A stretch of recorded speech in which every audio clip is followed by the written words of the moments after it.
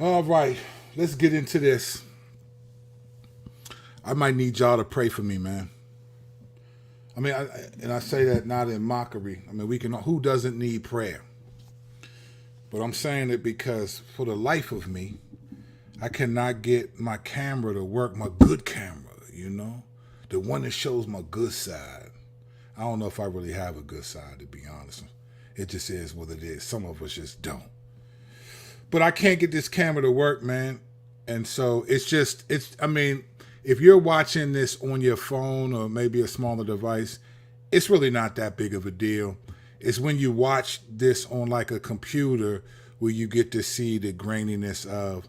So I'm going to have to get a new camera. I just haven't felt like it right now. I'm mourning the loss of my good camera. But, all right, we picking it back up with the They Lied to Us series. We did a couple messages on Genesis 1, and we're going to come back to some Genesis. But we're going to do one. We're going to get deep today. So pardon me. We're going to get deep today and talk about they lied to us about God. And we're going to talk about what I mean. We did a couple of videos on Genesis. We got more to say about Genesis, by the way. But today we're going to talk about they lied to us about God. It's some things we need to think about, other things to consider. All right, but first things first. First things first. Welcome to CNN. I'm the underdog. I'm your host, the underdog, Kirk Kennedy. Let's go in. All right? On this channel, we take no part in the unfruitful works of darkness, but instead expose them, right? Want to expose them. So we may talk about some things, but we're trying to expose them. But we're not here to talk about people's lives. We ain't trying to gossip about everybody. We're just trying to expose what we see happening, all right? If you are of the Christian tradition, such as I am, if you are a believer, a Christian, a follower of the way, a fear of the Lordian, that's my joint right there. If that's you, if you belong to if you're trying to honor the Lord, then you know the scripture tells us tomorrow's not promised, right? James warns us, don't just say, oh, when we go, we're going to go here and go there, but say, if the Lord wills it, we're going to go there, right? It's not promised tomorrow, but the day of the Lord is. The day of the Lord is promised. Every knee shall bow, every tongue confess. So we're not promised tomorrow, but if you're a believer, you want to remember the future, right there, right there, right there. Remember the future. All right. And lastly, we are on the road to 5K. By December 31st, man, we trying to have that joint say 530 subscribers. So like and subscribe to the channel. Let the people know this is what we doing, and we're going to get busy. All right, let's get deep for a second, ladies and gentlemen. Let's get deep. They lied to us about God. Let me explain what I mean. There are times when we use words that either directly mean what we say or there's sort of a euphemism that kind of capture what we mean, right? So let me explain what I'm saying by this, right? Many of you have heard of atheists named Christopher Hitchens, all right? He's world-renowned atheist that has challenged some of the greatest theologians. And throughout sort of church history, there's always been opposition. And if you think about it, if you truly believe that the Christianity and the Bible is of God, then any opposition is of the enemy, right? So you're going to have good opposition that says good things, has good questions, and has good feedback. Sometimes I think it's incredible that we believers think that opposition, because it's from the enemy, is just irrefutable, no challenge, no nothing. But in reality, the enemy is good at what he does. Satan wouldn't have been the one to tempt Jesus if he wasn't good at what he does. So there's good opposition throughout human history, particularly throughout church history or redemptive history. All right. Well, atheist Christopher Hitchens in our modern era is one of those men who has made statements about God that, whether you know it or not, have actually impacted you and I and our theology. Now, we don't altogether agree with him, but we have been impacted, and this is where we react to these things. I think sometimes as believers, we would do well to remember Jesus saying the gates of hell will not prevail. We get so worried when people bring up things that we can't push back again. We don't have a great argument for, or we get worried when there's some cultural phenomenon that threatens the gospel and we rise up against it in fear that somehow, I don't know if you remember, Dan Brown had that book called The Da Vinci Code. Remember that book? And then it became a movie. And I remember when it came out, everybody was all worried. Christians were pushing back. It was saying that Jesus didn't die on the cross, but he actually married Mary Magdalene. And then they had children. And then the ancestry of those children, I'm sorry, I bit my tongue. Sound like Mike Tyson over this joint. The ancestry of the children became like the king, the royalty in France, or the king. Man, and people were worked up about it. The best thing that came out of that whole thing to me was The Truth had a song that was tough. Christ of the culture, Christ of the picture, Christ of the puncher, can't he get with you? That was a tight joint. That's my favorite song from The Truth. That joint was tough, right? That was a good song. But Christians get worked up. So we always get worked up. Well, Christopher Hitchens is famous. He has a book called God Is Not Great, all right? Popular book. It came out some years ago. And in this book, it's called God Is Not Great, How Religion Poisons Everything. And he makes a quote about God that I think has gone viral, and a lot of people kind of resonate with this quote. And when he says it, he's largely talking about the God of the Old Testament. I don't know many things that Christopher Hitchens says negatively about Jesus, but the God of the Father, who he attributes to God of the Old Testament, the Father, and he says stuff like this, that God is a jealous, capricious, and vindictive deity, misogynistic, homophobic, infanticidal, genocidal, right? This is what he says. This is in the book. He argues that the portrayal of God in the Old Testament, all right, reflects a primitive and morally troubling view of divinity that is unfit for modern ethical standards. So he's given this picture of God that in the Old Testament, let's go back to say what he said. These are the adjectives that he gave him: jealous, capricious, vindictive, misogynistic, homophobic, infanticidal, and genocidal. And says that the God of the Old Testament, all right? Believe it or not, you and I in our theology has been woefully affected by this, because I think it's the nature of the church to react to false claims about our God, but sometimes we react to them and we emphasize or try to disprove something that actually in the long run ends up being somewhat harmful. Let me explain what I mean. So I was recently on a trip to Colorado. It was my birthday, and I just wanted to do a personal retreat. I wanted to go someplace. I do photography on the side. You can go to Kirk Kennedy on my Instagram and see some of my stuff. Or you can go to iShotcha, EYESHOT, iShotcha.org. I actually got to put some of my newer photos up, but I have a website too. I'm serious with the photography. I'm all right with it. So I went to Colorado, and I personally went to Denver because every place that I thought, Denver was central to a few places. A couple hours drive here, a couple hours drive there. So I'm listening to this book called Theodicy of Love by John Peckham. And it was a great book. I liked it a lot. A little bit heady, a little bit philosophical. And the reason why, and I like that stuff, I'm a black intellect on the sneak, you know. I look gangster, but I'm Beast from Wolverine, but I also got the intellect, right?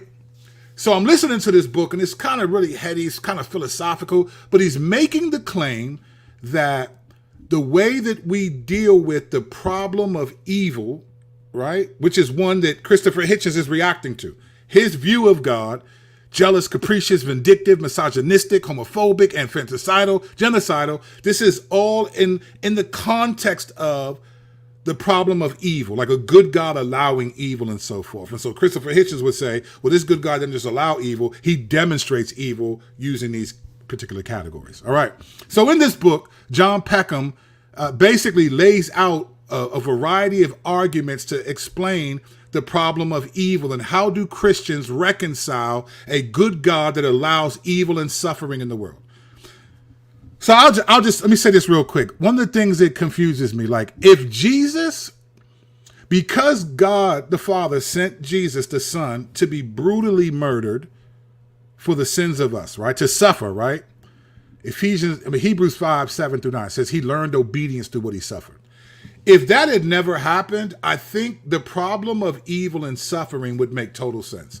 And I do believe that there would be, to some degree, a credible case to be made about God allowing evil and suffering. But the fact that he allowed Jesus, who did, out of all the ways that salvation could have occurred, the fact that Jesus, chose to suffer brutally, I mean, this is God, chose to suffer for no cause of his own, I think it sort of eliminates the problem of evil and suffering when the God of your faith decides to take on suffering by the hands of evil so that we can actually have a relationship with him.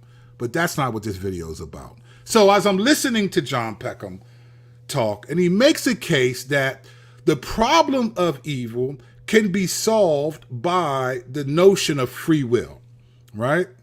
He talks about free will as being the primary way that evil is established. Not that God creates it, but because he allows for free will. And in that, I realize there are two ways that I feel like we've been lied to about God. Now, let me say what I mean by lied, all right? I don't mean lied like Satan is the father of lies, right? What I'm about to demonstrate, so stay with me because this is going to get deep, but I want y'all be asking me for the deep videos, right? So we're going to get deep. What I mean by lied is not necessarily to deceive like the father of lies, but there's an overemphasis that the Bible doesn't share that emphasis, and then it doesn't take into account other things. Or we take an idea, which I'm about to show you, and then we make that basically the only reason why this happened. And then as we believe this as Christians, we believe our theology, we go to seminary, we learn, we study, we get taught the ideas that other people came up with, and those become what the Bible actually meant for what it means. Let's just be clear from the get-go, before I finish what I'm about to say. We don't know why God allowed evil. We just don't know. The Bible does not answer that question. Now, we are free to speculate about what the Bible doesn't say as long as we don't contradict what it does say, all right? So a lot of our theology, whether you're a Calvinist or whoever you get your theology from, a lot of the books that we read are somewhat insightful speculation that we're shooting from half court, and when we get to heaven, we'll find out if we made it or not, all right? We don't always know. But with that being said, there were two lies that I felt like, two emphasis about God that we've been taught that I think is not necessarily the only way we should see that. And so we're going to talk about them today, all right? I'm going to tell you what they are, and then we're going to walk through why I think these are not necessarily helpful. Here's the first one. The problem of evil and free will, and what John Peckham essentially says is the way we get around free will is to process it as love. Like free will is loving from God. Like it wouldn't be loving if God created us and didn't allow us essentially to disobey him. That's love. Like God wants authentic love, and if he makes us worship him, then it's not authentic love. Now, on one level, I think that's true. I think there's truth in that God is love, and that's not a bad philosophical explanation, right? It's not.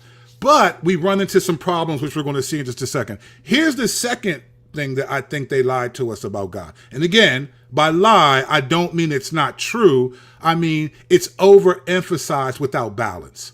There's not balance. There's more balance in this. And here's the second one. And stay with me because this might shock you. You may think I'm saying something I'm not. All right. But the way we talk about the Trinity, we emphasize this idea that they are different in person, but of the same essence. So they're three different persons and they're of the same essence. I believe that that's true. I think that's a helpful way. I'm not a modalist. I do not think they're all one God manifested in three. That's not what I mean when I say that they lied to us. But there's another way to process this. And I think the Bible actually processes the Trinity different than the way we describe it. And so let me explain what I mean in just a second, all right? So we're going to tackle the first one, this idea that free will is loving from God, and that's why God lets free will happen, which led to the fall, which led to evil happening. And it's loving for God to let beings. Okay, Stay with me because we're going to get deep, all right? Let me give you two verses that I want us to look at that we're going to come back and refer to throughout this video. There are two important verses that we must, there's many, but the two that we're going to emphasize today are on two verses in John, two things that Jesus says, and you need to know these to follow the logic that I'm about to explain to us on why they lie to us about God. Lie in terms of emphasis too much, all right? Here are the two verses from Jesus. Remember this. John 10:30, Jesus says, I and the Father are one. Okay? This is important. Jesus says, I and the Father are one. All right? That's one verse that we're going to use today to make the point. Here's a second verse, something that Jesus also said from John 5:19. He said this, truly, truly, I say to you, the Son can do nothing of his own accord, but only what he sees the Father doing. For whatever the Father does, that the Son does likewise. All right? So let's be clear. These are the two verses we're going to use to primarily make the case that I'm saying are how we've been sort of lied to by the emphasis in our theological framework. I think there's other ways to consider the problem of evil. And we need to understand when Jesus says, I only do what I see the Father doing. You know what's interesting about this verse? Jesus never explains what that means. He says, for whatever the Father does, that the Son does likewise. So we have to, remember he told Philip in John 14, when Philip said, show us the Father and that will be enough for us. And he said, Philip, have you not been with me all this time? If you've seen me, you've seen the Father. What you mean, show us the Father? If you've seen me, you've seen the Father. Hebrews tells us that Jesus is the exact imprint of his nature, the radiance of the glory of God, the exact imprint of his nature. So when Jesus says, I and the Father are one, he means it, all right? Keep those verses in mind because we're going to go deep now and we're going to look at how does this play out, all right?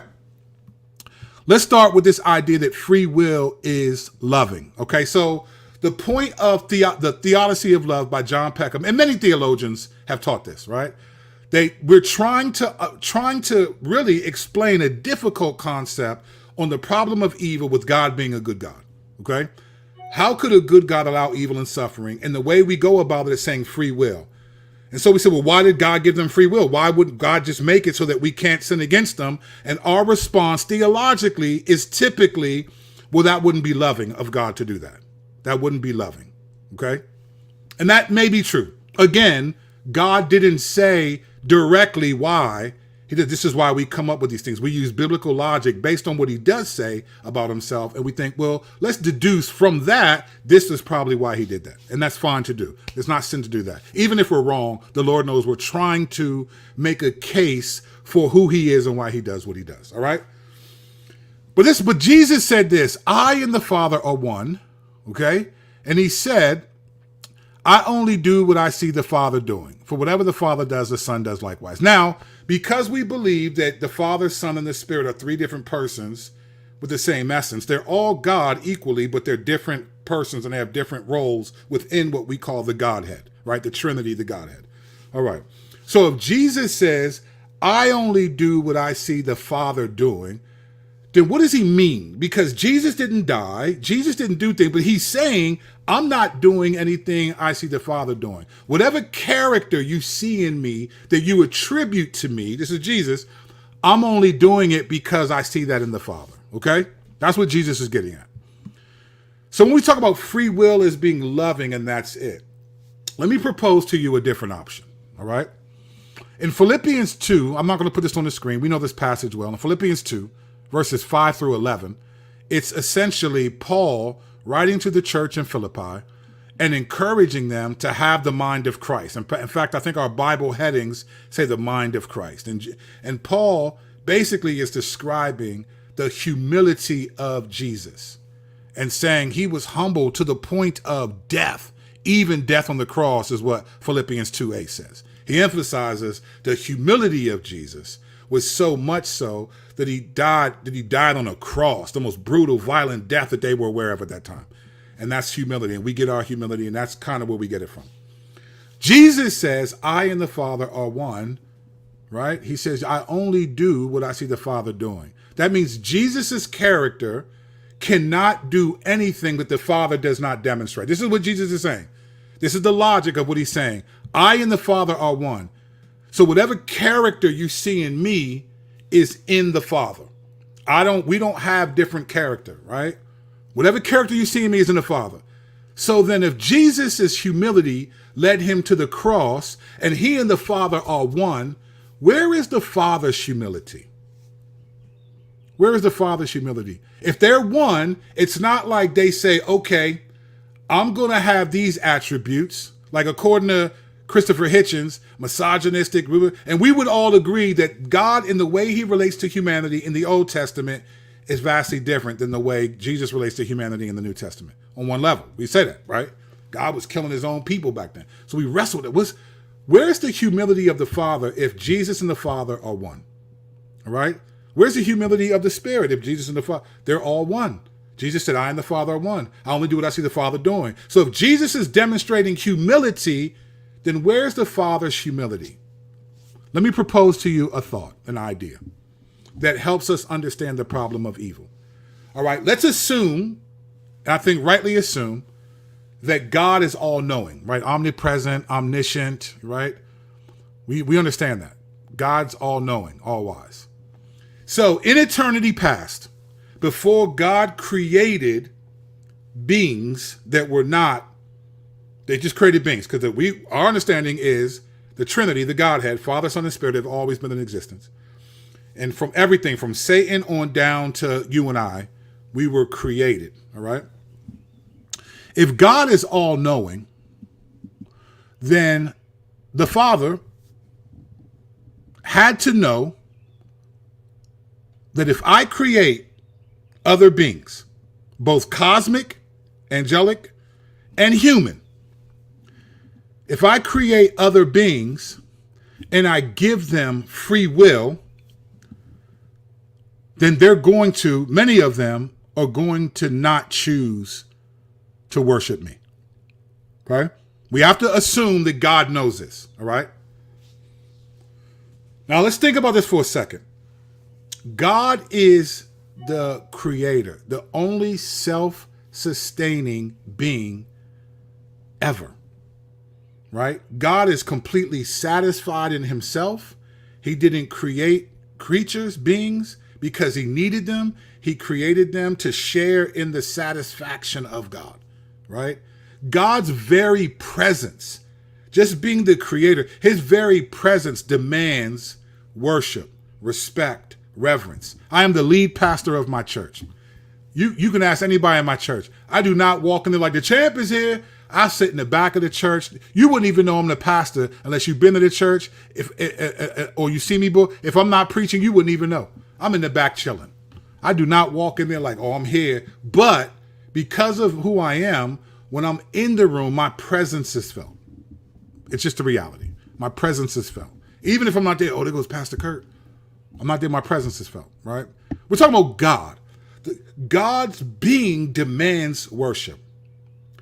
So if God is thinking, when I create these beings from Satan on down, right? Keep in mind that we've inherited a sin nature, Adam and Eve. We inherited it from Adam and Eve.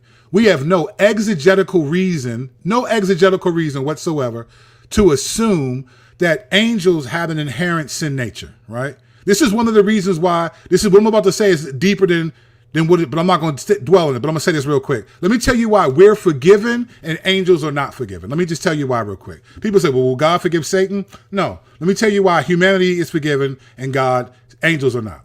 Because cosmic beings were made in God's presence, in his face, by his grace. They see him. There's no intrinsic sin nature for them that leads them to sin, right? But humanity, because of Adam and Eve, we have no choice. We're born with a sin nature that says, I want to define good and evil on my own apart from God. We've inherited that from Adam and Eve. Angels who sinned against God have no sin nature and really no apparent reason to do so, except they just felt like it. when we sin, we're incapable of not sinning. We can't not sin. We may not commit every sin that we could, but it's impossible for us to not sin because we've inherited a sin nature from Adam and Eve. So much so that when we hear what we shouldn't do, like the law, do not do this, our desire is to do the opposite. So God has mercy on us because we can't not sin, and angels didn't have to sin. And if we want to be exegetical, there's no reason to believe that Eve would have sinned had she not been tempted by a cosmic being, Satan. We have no exegetical proof that Eve would have sinned if Satan hadn't provoked her to consider disobeying God. So there's no sin nature in humanity that is not inextricably linked to cosmic being sin and so forth. Now that's a deep thought, but we're not going to stay there. All right, so let's get back to what I was saying. So God knows to create beings. He knows that if I create these beings and I give them free will, they're going to not worship me, of all beings, me, the creator. They're going to worship and desire each other and lesser gods than me if I create them. God is saying, I'm going to create these beings and they're going to reject me, the supreme being. Now that's loving, sure, but you know what that also is? Humility. Humility. Free will is a demonstration of the humility of the Father, because he knows that as soon as I create these beings, at some point, they're going to reject me, the being that created them. That's humility. So you get, and the reason why I'm bringing this up, because we downplay the humility of the Father. We downplay it. Jesus wasn't the humble one and the Father was the angry one. We're not talking about good cop, bad cop. And believe it or not, you and I can think that way a little bit. We might not say it because we know we shouldn't say that because that's theologically inaccurate, but we have a good cop, bad cop view of God, and we're going to crush that today. But what I want you to consider is that free will is loving, sure, but that love is also humility, because God knows I'm going to create beings who are going to reject me, not reject their authority, their parent. They're going to reject me. Satan's going to reject me. Angels are going to reject me. Angels are going to follow Satan. I created these beings. He could have said, nah, I'm not doing that. I'm not having it because I'm the God who demands to be worshiped. You can't be around me and not worship me. You got angels. You got seraphim who scream, holy, holy, holy. They got 6 wings, 2 that fly, 2 that cover their feet, 2 that cover their eyes. And they just say, holy, holy, holy all day long. That God said, I'm going to create beings that are lesser than me, and they're going to disrespect me. That's humility. That's crazy humility. So yes, it was loving for God to give humanity free will because he wants us to obey him on our own.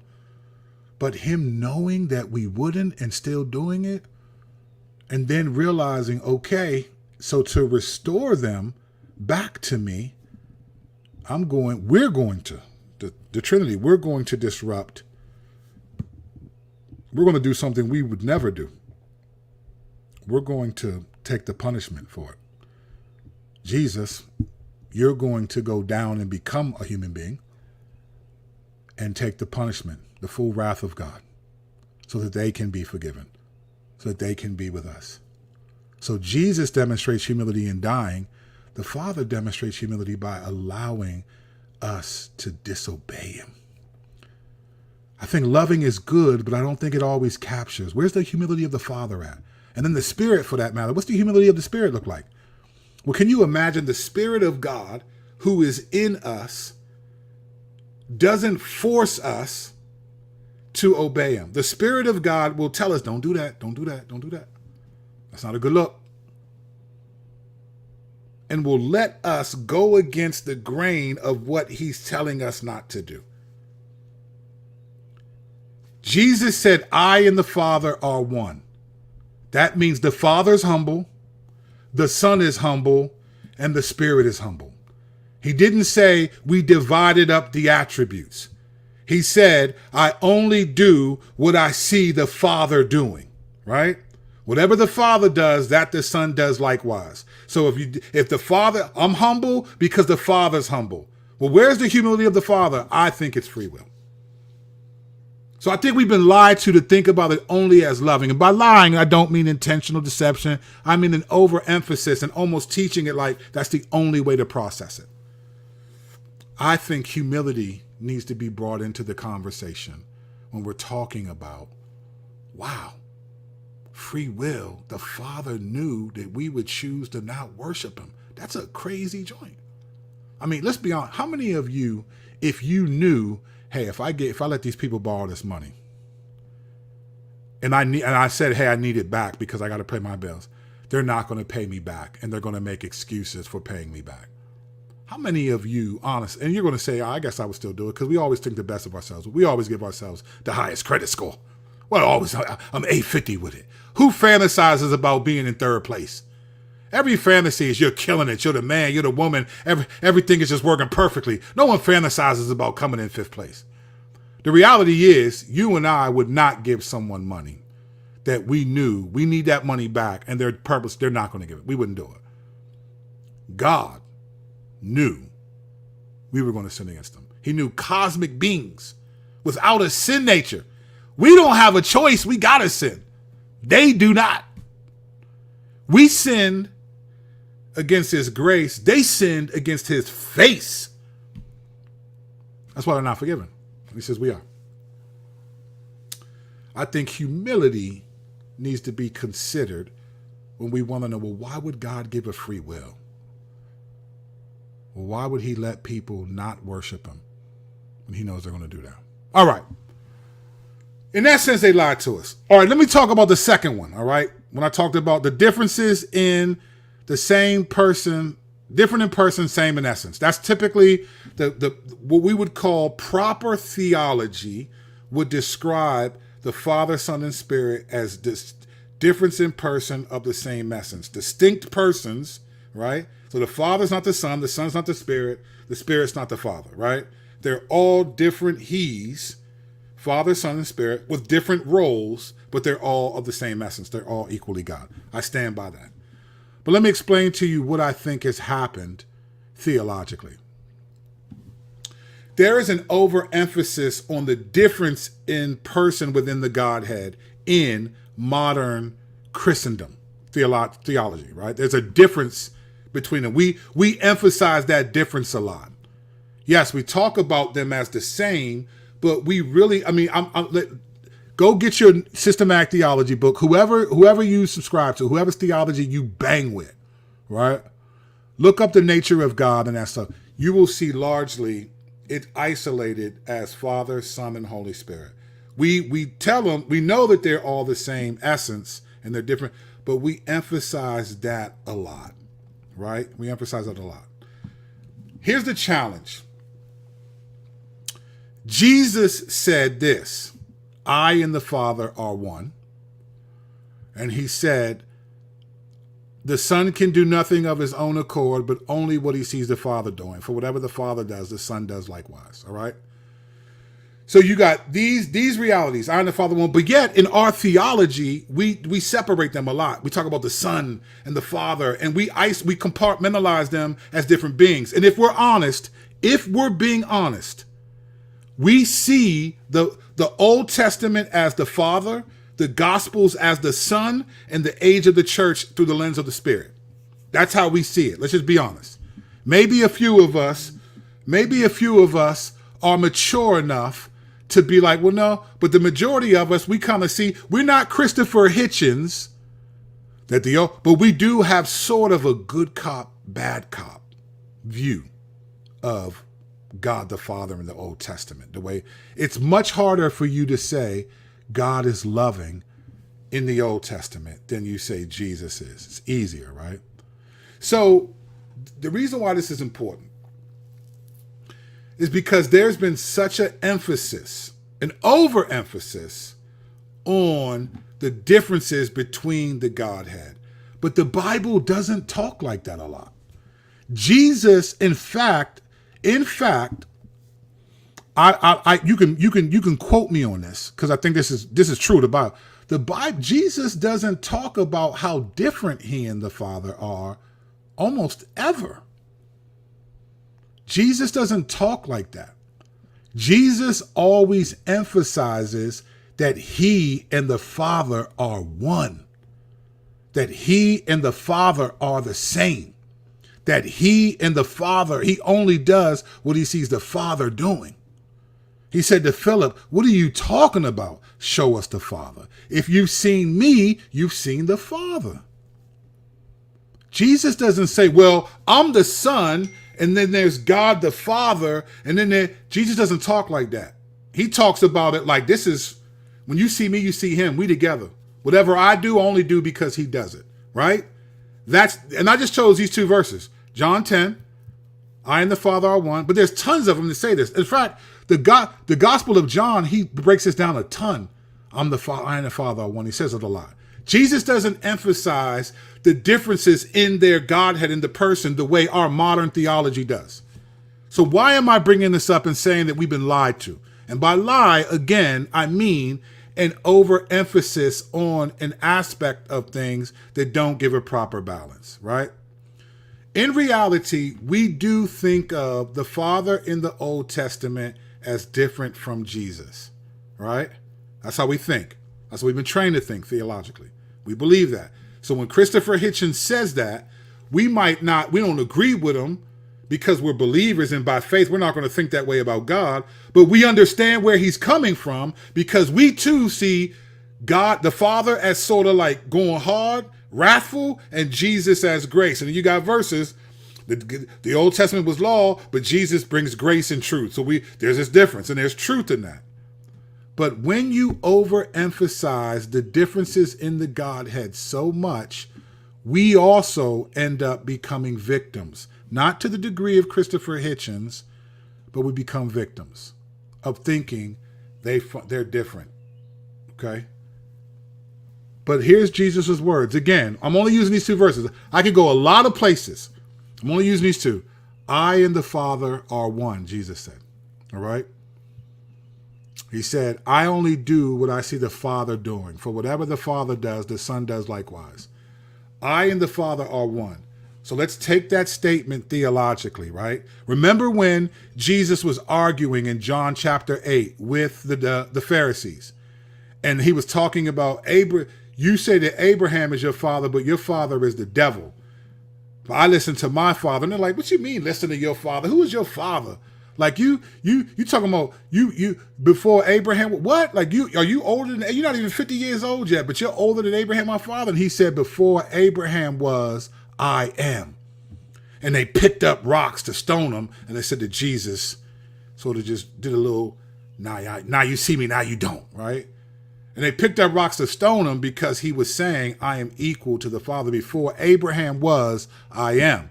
They knew that's the name that Yahweh gave to Moses to tell Pharaoh, tell them that the Israelite God, I am who I am, said, let my people go. And Jesus was saying, I'm that God. I and the Father are one. So how should we process this?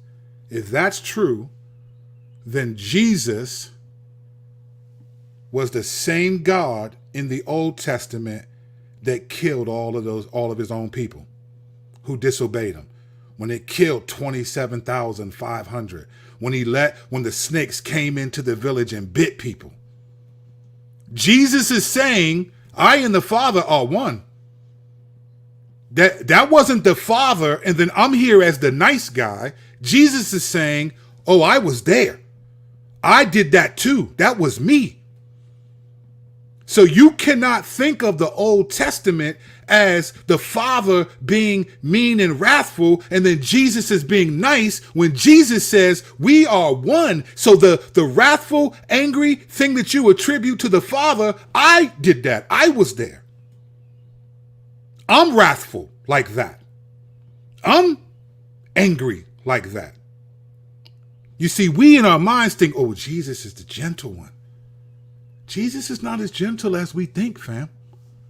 Jesus says stuff like in Matthew 18, he says, verse 2, if you don't turn and become like children, you will never enter the kingdom of heaven. Jesus told the churches in Revelation, Ephesus, I see what you're doing. You got some fruit, but it's not enough. Read Ephesians 2, 1 through 7. Jesus says it's not enough. Jesus's words are, but we cover it like, oh, Jesus was always gentle. Jesus said, I and the Father are one. Before Abraham was, I am. So I am the God in the Old Testament that killed all those other people, that killed his own people for disobedience. We got to remember. Remember what, I'll never forget this. In the Chronicles of Narnia, right? I forgot, maybe it was Mr. Tumnus was talking to the little girl, I forgot her name. And he said something about Aslan, right? And he said, he's good, but he's not safe. Because he was a gentle lion. He always talked calm, oh, what are you doing, man? He said, he's good, but he's not safe. Jesus is saying, I and the Father are one. So you cannot, Christopher Hitchens and any believer, whoever thinks this, you cannot think Jesus in the Gospels is different than the God of the Old Testament, because Jesus said, I was there. That means Jesus is saying, I did that. I killed those people. I destroyed those nations. I opened up the ground up and swallowed 20,000 Israelites for their disobedience. I was ready to destroy them for, don't blame it on the Father. But then on the flip side, remember, Jesus says, I and the Father are one. I only do what I see the Father doing, right? Whatever the Father does, the Son does also. So all the grace, mercy, gentleness, kindness, the willingness, the ease of forgiveness, the patience that we see from Jesus, that's also the Father. That's also the Father. Jesus said, I and the Father are one. Philip, if you've seen me, you've seen the Father. So if you've seen me be patient, loving, willing to forgive sins, healing people, all of that, that's the Father's doing that. I'm doing what the Father's doing. So we tend to think the Old Testament view of God is he was angry and wrathful, and that's the Father. And then the Son comes and he's gentle and kind. And then the Spirit is sort of the low-key OG that helps us just, no. The Father is kind, patient, and loving, just like Jesus. It's not like, hey, you get all the nice attributes and I'll take all the bad ones. So I'll be bad cop in the Old Testament, and then Jesus in the gospel, you show up, you become good cop. No. And you'd be surprised. And be honest. Don't be ashamed. But many of you think that way about God. I thought that way about God for real. I've been a pastor for 16 years at my church. I thought that way about God. But Jesus said, I and the Father are one. Before Abraham was, I am. That means Jesus was killing folks. That's why Jesus says harsh language in the New Testament. He said, if you even say you fool to your brother, you're liable to go to hell. Jesus says, if your eye causes you to sin, man, gouge that joint out. That's not hyperbole, Slim. He said, cut your arm. That's not hyperbole. Jesus isn't saying, I don't want you to really cut your arm. I just want you to, he's saying, look, if that thing is keep calling you to sin, cut that thing off. It's better for you to go to heaven maimed than to go to heaven with a full body. When the rich young ruler came up and he said, what must I do to inherit eternal life? And Jesus said, well, obey your father and mother, do not steal, do not murder, do not commit adultery. And the kid said, man, I've done that since my youth. Jesus didn't say, no, you haven't. No, you haven't. It says he looked at him and loved him and said, one thing you lack. Go sell all your possessions to the poor and come and follow me. Jesus called that. He didn't say, you don't have character. He said, your character is not enough. You got to do the impossible. God, Jesus, we forget because we think everything Jesus did, Jesus flipped over tables, and we act like that's an anomaly. No, that's not an anomaly. Because that same Jesus, who is God, who's the one with the Father, killed thousands of people. Took 300 Jews in Judges and Gideon, Judges 6 through 9, and killed 180,000 Assyrians. That Jesus. The reason why I'm bringing this up is because I feel like in our theological circles, we've been lied to in the sense that there's so much emphasis, like it's like there's only one way to think about these things. I think free will is the wildest demonstration of humility from the Father. The supreme being who demands worship says, I'm going to create beings and they're not going to worship me. And I'm still going to create them. And I'm just going to take it to the chin. I'm going to accept it. That's humility. We talk about Jesus' humility, but where's the Father's humility at? We have to be careful. We have to be careful, brothers and sisters, that we have a view of God that is biblical, not psychological, not cultural, that we can... No, I understand what Christopher Hitchens is saying, but you can't say the God of the Old Testament. People, you can't separate Jesus from that. So you're talking about Jesus, because he doesn't say nothing bad about Jesus. He doesn't believe he's the Son of God, but he has nothing but good things to say. Well, Jesus says, I'm him. So whatever bad you say about him, you're talking about me. And whatever good you say about me, you're talking about him. We have to know this in our theology, brothers and sisters. Don't let them lie to you about God. And again, by lie, I don't mean intentionally deceive. There's good, solid theology that teaches free will is loving of God, and that teaches the distinct persons of the Trinity, same in essence, different in that's good theology.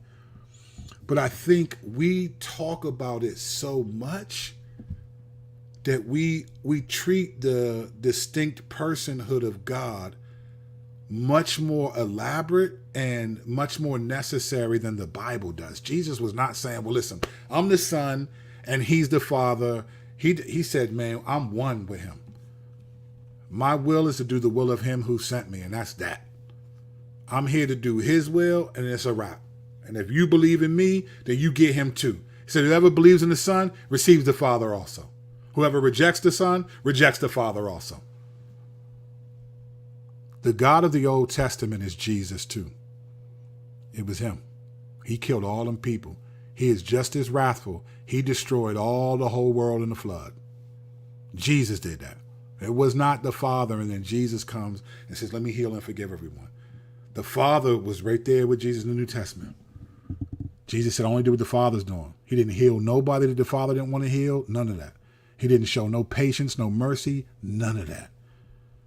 Don't get it twisted, brothers and sisters. He's good, but he's not safe.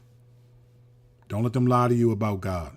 Make sure we have a view of God so that we can reverence him more. Because lastly, and one of the reasons why I did this video is because I think we think of Jesus kind of like a punk a little bit, like a simp, like Jesus is just this. Man, he wasn't like that at all. So. I mean, can you imagine being Jesus and actually now being born, coming through the actual birth canal in the way that you created human beings to come through? And you walk around and no one worships God. No one does. They just reject you. You do all these things. You heal all these people. You're patient. You're kind. And when they gather you in the court, they just make up all this stuff to the point where you have to say, look, I spoke openly all the time. If I said something wrong, then why didn't you say it? But if I didn't, why did you hit me? Let people punch him in the face, fam. Let people spit on him and put a crown of thorns on his head, bro. That humility is also the Father. And that wrath in the Old Testament is also Jesus. It wasn't like Jesus was like, no, Father, please don't destroy the world with a flood. They was all like, let's get it. What do I know? I'm just trying to make it to the end, brothers and sisters. All right, let's go to the tape. Let's go to the tape. I'm in Denver. That's what's up, bro. I'm in Denver. Yeah, I was there a couple of weeks ago. Came back, had to go to the hospital. You know what I'm saying? His very big and personal name, Yahweh, demands 100%, bro. Yeah. The Father, Rich is on point today. The Father shows his humility in wanting to save the sinners who killed his son. You know what's crazy about that? You know what's wild about that? So think about this for a second. Let's go there, right? Let's go there with this statement. The Father shows humility in wanting to save sinners who killed his son. Let's take it there literally, right? Because we didn't kill Jesus. We know we did because but it's by default of being born in Adam, right? But let's just be realistic. It was the Romans who killed Jesus, all right? It was the Jews of his day, the Pharisees, the religious leaders, and it was the Romans who finally did the actual deed, all right? Here's what's crazy about that. So the Romans, they literally killed Jesus. The Pharisees, the Jews, and the scribes, and they offered Jesus up, but Pilate could have said no. Remember, Pilate's wife had a dream, said, look, don't mess with this dude. Do not mess with him. I've had a bad dream about him. Don't mess with this dude. Pilate could have said nope. But he goes forward with it. The Romans literally killed Jesus. Here's what's wild. Here's the humility of God, right? The city and the people that killed Jesus, the Romans, are given the most robust theological explanation of what they did. That God plants a church in the city that killed Jesus and gives that city who killed Jesus the greatest theological explanation of their sin in killing him and the implications of what that means. There is no book as theologically robust as the book of Romans. The city that killed God should have wiped out Rome. The last thing you would think that will happen is that Rome, people would be saved. And God not only saves them, but he makes the most theologically dense book in his word attributed to those people in that city, Romans. You have to be kidding me. We downplay the Father's humility. As best as I can, I want to push back against that. That's crazy. The fact that Rome even has a church is crazy. They killed Jesus. But then they get the most theologically dense book.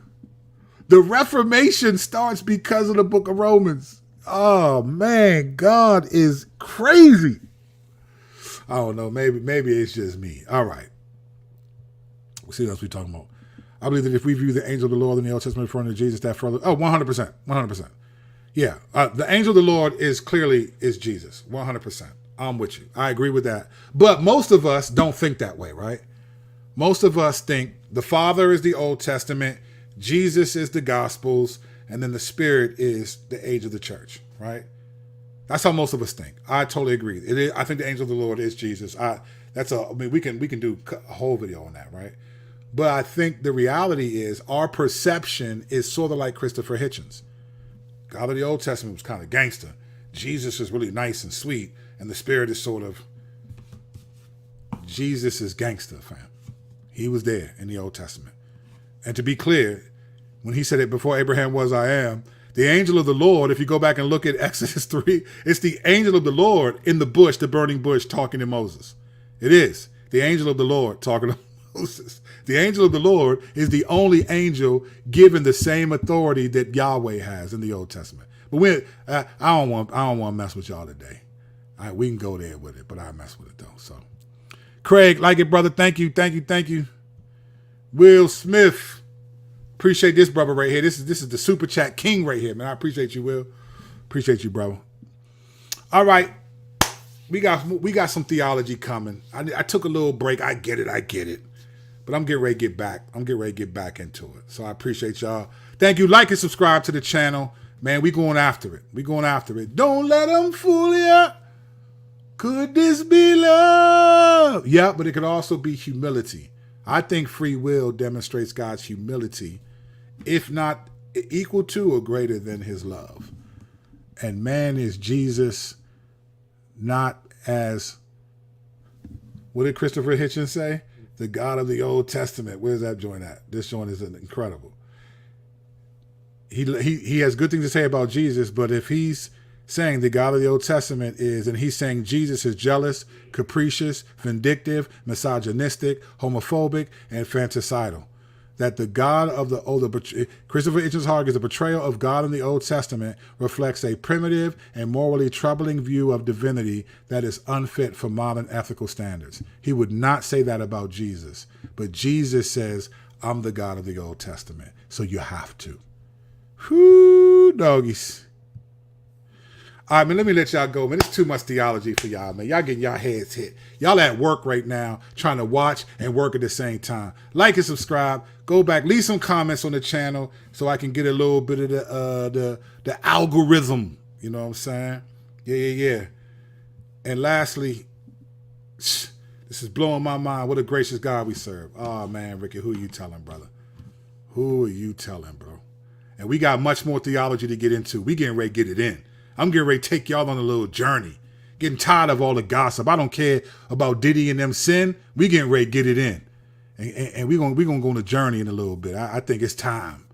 All right, appreciate y'all, man. Thank y'all. Boom, grace and peace. See y'all tomorrow.